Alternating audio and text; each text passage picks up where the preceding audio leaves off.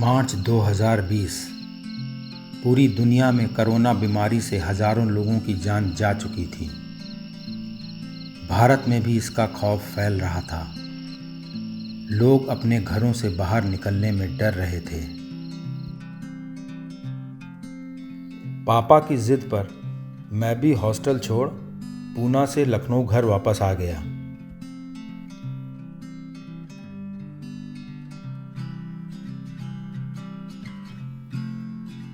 घर आते ही पापा ने मेरे बड़े हुए बालों पर हाथ फेरते हुए कहा, बेटा अब साड़ी भी पहनना शुरू कर दो। सुनते ही साला पूरी बॉडी झन्ना गई। गुस्सा तो इतना आया, बाप ना होते तो बताता और क्या क्या पहन सकता हूं। अब बड़े थे इसलिए कुछ नहीं बोला, क्योंकि बचपन से एक ही चीज सिखाई गई थी, बड़ों की इज्जत करो, उनसे बहस ना करो। एक दिन पूछ लिया कि क्यों करें, तो कोई जवाब नहीं मिला, बस चुप। शायद वो हमसे पहले पैदा हुए थे इसलिए। 25 मार्च को पूरा भारत लॉकडाउन हो गया। संपूर्ण लॉकडाउन होने जा रहा है। Accordingly, there must be adequate staff. Has decided to suspend all passenger trains of जिन सड़कों पर लड़कियों की भीड़ जमा रहती थी, वहां अब कुत्ते लौट रहे थे। जिंदगी बहुत मायूस हो गई थी। अब तो गोयल आंटी ने भी आना बंद कर दिया था। पापा का ऑफिस भी बंद हो गया था। अब मम्मी पापा सुबह से घर के काम में लग जाते थे। तो बड़ी सैड। हम और दीदी रात भर मूवी देखते थे। आजकल वेरी मैड न खाते पीते रोना गाना मुश्किल प्यार के लूम इतने जल गए।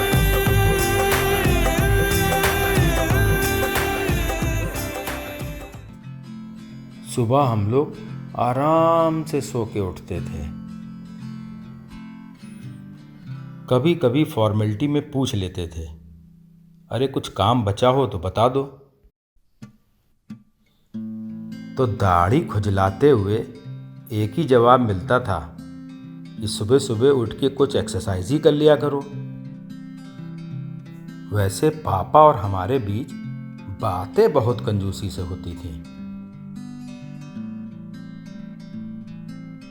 उनके बड़े सेट डायलॉग होते थे, ब्रश किया कि नहीं किया, नहाए कि नहीं नहाए, कुछ एक्सरसाइज ही कर लिया करो।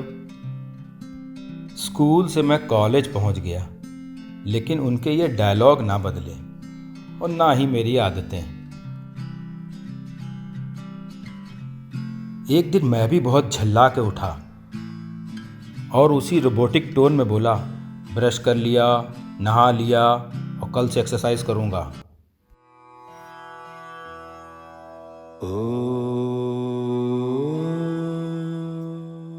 अगले दिन से मैं भी पापा के साथ सुबह योगा करने लगा।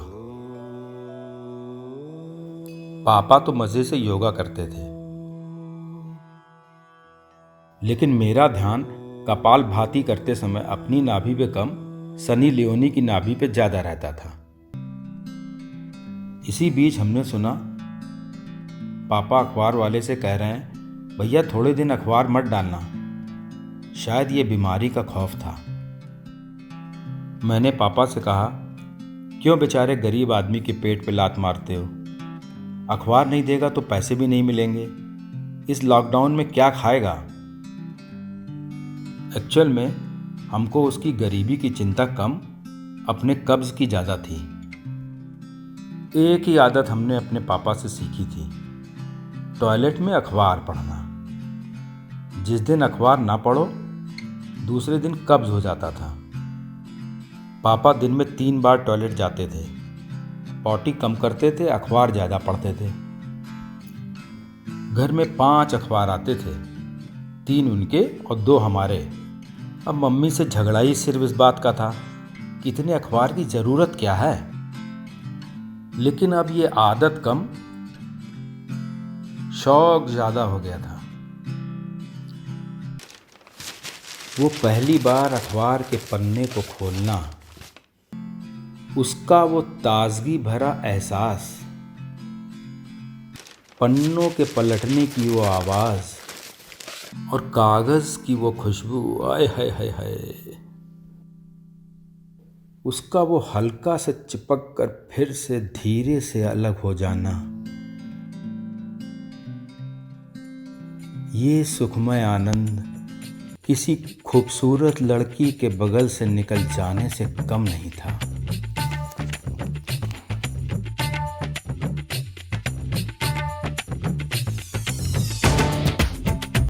मुझे आज भी याद है वो दिन। पापा ने एक गिलास गर्म पानी पिया और कमरे में टहलने लगे। धीरे धीरे उनकी बेचैनी बढ़ने लगी। कभी खिड़की से इधर झांकते तो कभी गेट की तरफ देखते।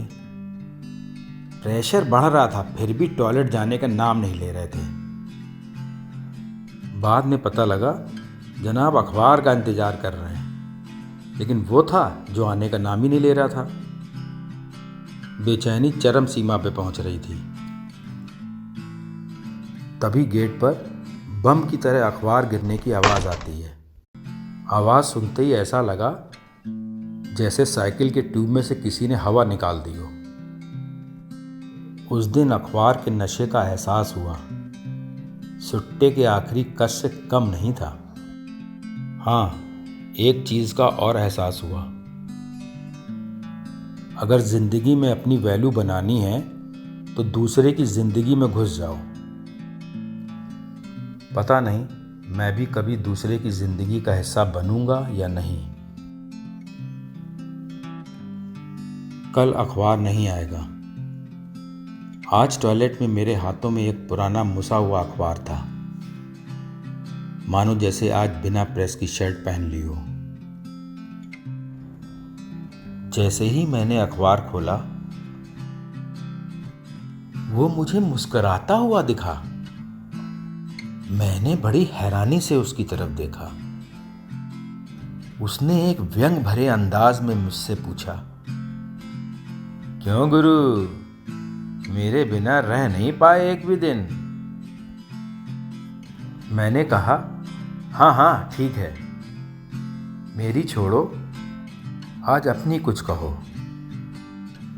मेरा पूरा ध्यान समाचारों को नकारते हुए उसकी बातों में लगने लगा। मैं एक एक पन्ना पलट रहा था और वो एक सच्चे दोस्त की तरह अनकहे प्रश्नों के उत्तर दे रहा था। मेरे कानों में उसकी एक ही आवाज़ सुनाई दे रही थी, मैं रोज़ जीता हूँ, मैं रोज़ मरता हूँ। मैं सुन रहा था, वो बोल रहा था। मैं पन्ने पलटता रहा, वो अपने जीवन के राज खोलता रहा। आगे उसने कहा, मेरा अपना वजूद ही क्या है? मैं अपने आप में कुछ भी नहीं। मेरा तो जन्म ही कोरे कागज़ पर स्याही बिखरने से हुआ है। मैं ये भी जानता हूँ मेरा जीवन कुछ घंटों का होता है, लेकिन मेरे मरने के बाद भी लोग मुझे आम की गुठली की तरह तब तक चूसते रहते हैं जब तक लोगों के मुंह नहीं थक जाएं। कभी कभी मुझे लगता है शायद गीता में भी मेरी ज़िंदगी का ही उल्लेख किया गया है। मैं उस आत्मा की तरह अमर हूँ जो कभी समाप्त नहीं होती, केवल अपनी स्थिति बदलती रहती है। मेरे पैदा होते ही यानी मेरे छपते ही लोग मुझे ऐसे लेके भागते हैं जैसे मानो मैराथन यहीं हो रही हो। एक ज़माना वो भी था जब हमारी कीमत भी हमारे गुणों के हिसाब से होती थी, लेकिन आजकल खुद को बेचने के लिए राजनीति करनी पड़ती है। जिसका जितना ज़्यादा सर्कुलेशन उसकी उतनी ज़्यादा वैल्यू। कुछ लोग तो हमको हैंडल में ऐसे बांधते हैं जैसे साइकिल मैं ही चला रहा हूं। 2-4 मंजिल पटका जाना तो मेरे लिए आम बात है। अब तो ये मेरी जिंदगी का हिस्सा बन चुका है। और लोगों की क्या बात करूं? कुछ लोग मुझे दरवाजे के नीचे से ऐसे घुसाते हैं जैसे गुल्लक में पैसा डाल रहे हो। मेरा कोई बचपन नहीं होता, सीधा जवान हो जाता हूं। और लोग मेरा चेहरा देखने के लिए ऐसे क्रेजी होते हैं जैसे कोई नई नवेली दुल्हन हो। कुछ लोग मुझे पैसे दे के खरीदते हैं, लेकिन कुछ लोग मुझे फ्री में देखना चाहते हैं। बस चले तो शर्मा की दुकान तक पैदल चले जाएं, मुझे फ्री में पढ़ने खातिर।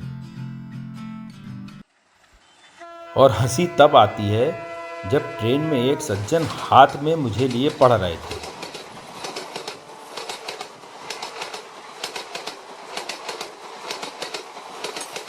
दूसरा बोला, अंदर के पन्ने हमको दे दीजिए।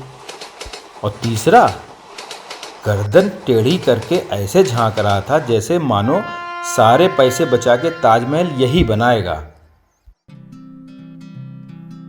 सुबह सुबह का समय मेरे लिए रोमांच से भरा होता है। लोगों की गॉसिप, मियाँ बीवी के बहस, चाय की चुस्की, चौराहे पे राजनीति, लोगों के तरह तरह के विचार, यह सब सुनकर मैं अपने आप में मुस्कुराता रहता हूं। फिर आगे उसने मुझसे कहा, मेरी कीमत सबकी जिंदगी में अलग अलग होती है।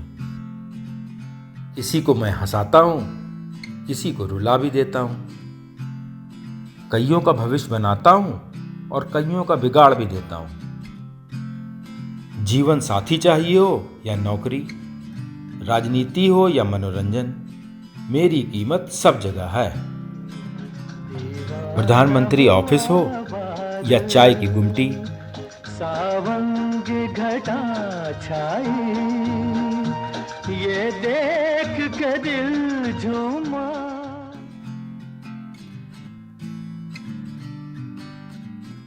5 स्टार होटल या पापेती हट्टी। तुम्हारे महल चौबारे यहीं रह जाएंगे सारे। मेरी रिश्तेदारी सबसे है। और एक राज की बात बताऊं, कुछ के लिए तो मैं कब्ज की दवा भी हूं। जैसे जैसे सूरज चढ़ता जाता है मेरी जवानी ढलती जाती है। और 10-11 बजे तक मैं एक बूढ़ा लाचार किसी घर के कोने में पड़ा रहता हूँ, जिसको कभी कभी सफाई के बहाने घर वाले इधर उधर पटकते रहते हैं। और ये ना समझना कि मेरी ज़िंदगी यहीं ख़त्म हो गई। मेरी चटपटी ज़िंदगी तो अब शुरू होती है। कुछ लोग तो मुझे निकम्मा समझ के बेच देते हैं, लेकिन कुछ लोग मुझे पालते हैं जिससे वक्त ज़रूरत उनके मैं काम आ सकूं। एक रोज़ असलम मियाँ कच्चा पपीता खरीद लाए। अम्मी ने कहा अखबार में लपेट के रख दो, कल खाने लायक हो जाएगा। बस फिर क्या था, मोड़ माड़ के लपेट दिया गया। मैं कभी ज़रूरत पड़ी तो अलमारी में बिछा लिया गया। मटर छीलनी हो, आटा छानना हो, मूंगफली खानी हो तो मैं ही काम आता हूँ। रसोई की कोई चीज़ ढकनी हो या घर का कूड़ा साफ करना हो, मैं ही याद किया जाता हूँ। अब तो दादाजी भी मुझे टेबल मैट की तरह इस्तेमाल करते हैं। चलो शीशा साफ करना भी ठीक है, लेकिन बौखलाहट तो तब मचती है जब लोग गर्मा गर्म चीज़ें मुझ पे डाल देते हैं। भाई गॉड, दिल मिला के रह जाता हूँ। लेकिन राजू भैया को कोई फर्क नहीं पड़ता, वो अपनी पकौड़ी वैसे ही बेचते रहते हैं। और कल्लन मियाँ आम की पेटी में आम से ज्यादा हमको खोस रहे थे। लेकिन हम भी बहुत पहुंची हुई चीज़ हैं। बिना पासपोर्ट वीज़ा के बैंकॉक में मसाज कराया है।